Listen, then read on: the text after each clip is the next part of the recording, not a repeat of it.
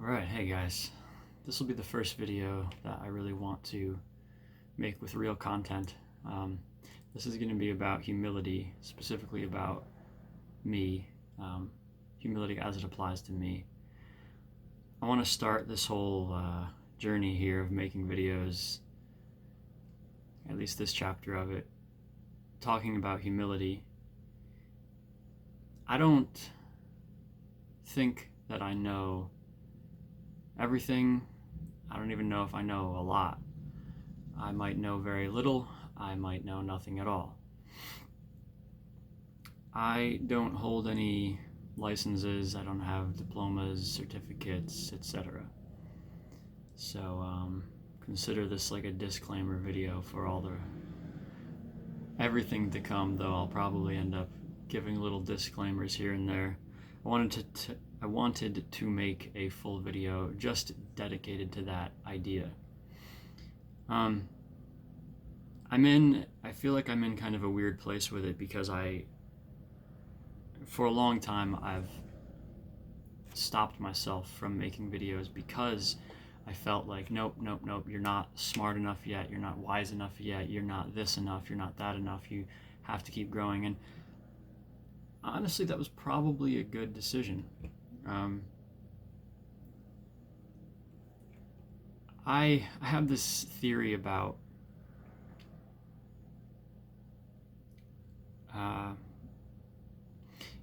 basically the internet is a catch-all for just everything that can be digitalized. I have an alarm going off. Dang it. Hold on a second. Okay.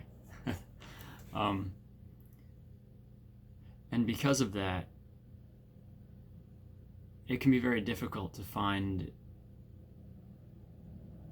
information or even just opinions from people who have thought them through. Thinking them through isn't an on-off switch. It's not black and white. It's like, well, have you thought about it for an hour? Have you thought about it for 10 hours, 100 hours, 1,000 hours? Have you played devil's advocate? Have you had conversations with other people and argued about it, talked about it, discussed it, debated it? Because a lot of the internet is filled with just like people who give their opinions on things very openly, which is fine, I suppose. What it means, though, is that it's like walking through a library that is the size of, like, I don't know, like a small country or something. I'm sure that's an exaggeration.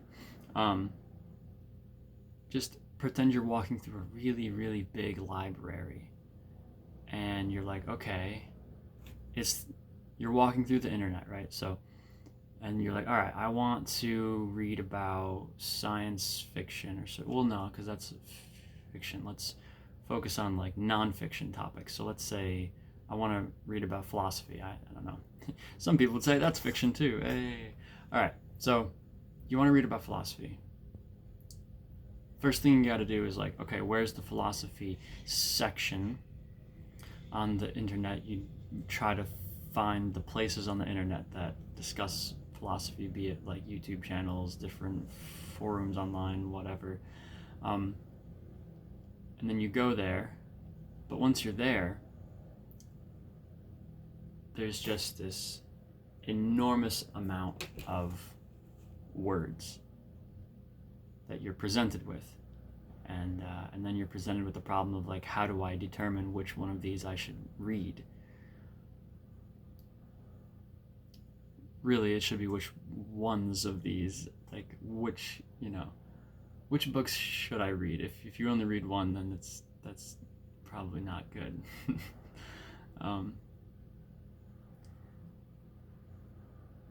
I didn't want to make videos for a long time because I didn't want to add to the noise on the internet. I didn't want my not thought through enough opinions and ideas and perspectives to take up space, to take up room, to make it harder for people to find. What I've been doing for years, if it ever came up, which was rare to be honest, but like if people ever asked me for ideas about a certain topic or whatever, I would give them the ideas that I had, but I would also try to remember to tell them, hey, read this, or like go listen to this person talk, or like I would point them to the people who have been thinking about these ideas for longer than I have.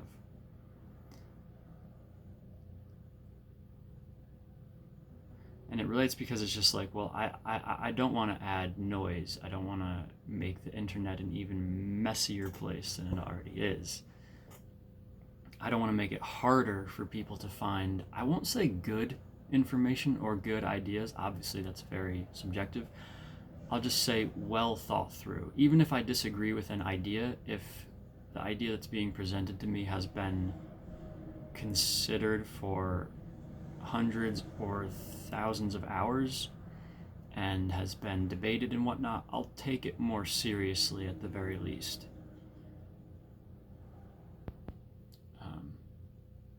So anyway, I try to be a very humble person in my life. In these videos that I make, I'm just going to be presenting my ideas, my perspectives, opinions. That's all they are. I don't really claim to know or have any facts about like, oh, this is absolutely correct, 100% sure, you can absolutely do this and it applies to everyone, always, everywhere. Like, I'm not doing that. So yeah, consider this a large disclaimer for any and all videos to come after it. I'm just doing my best. I have certain topics that I've thought about a lot that I feel excited, honestly, to talk about with the world. And so that's why I'm doing it. I'm doing it in hopes that even 20% of an idea that I might share is good, and that I encourage people, rip apart my ideas, destroy them as much as you can, really get in there and like question them. And I'm not saying I'm going to debate with every single person. Honestly, I don't. Run your experiments and I will run mine. And as we get older, we can compare the results that we get from running our different experiments, and then determine which things seemed to work well and which things did not seem to work well. I debate with people, but it's pretty rare. I'm able to be very emotionally detached in debates. Not completely. I think it's fun in a way. I mean, it depends on the debate and what we're talking about, how important it is to me. But let me reword it a little bit. I usually do a pretty good job keeping myself calm when I'm having a debate. Excuse me. Most people that I have either watched debate, like I wasn't a part of the debate, I've just observed it. Most people I've either watched having a debate or that I have debated with aren't really like that. People, all of us on average, tend to be at the mercy of our emotions, especially when it comes to communicating our thoughts and ideas. We can get very irate. We can go kind of crazy. And I just don't.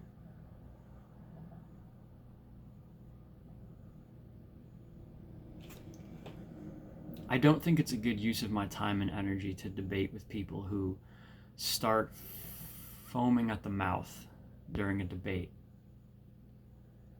Because I think debates, in order for them to be productive and to lean more toward conversations, debate, discussion, and conversation, all these words, arguing, all these words are sort of talking about the same idea, but anyway, I won't be debating a ton, is what I'm trying to say. Maybe every now and then, if the debate is presented calmly and stuff like that, and I at some point I might get a lot of people who want to offer contrary points of view, and I just won't have the time. I barely have enough time right now. I'm working like 10 hours a day pretty much right now, and time is, well,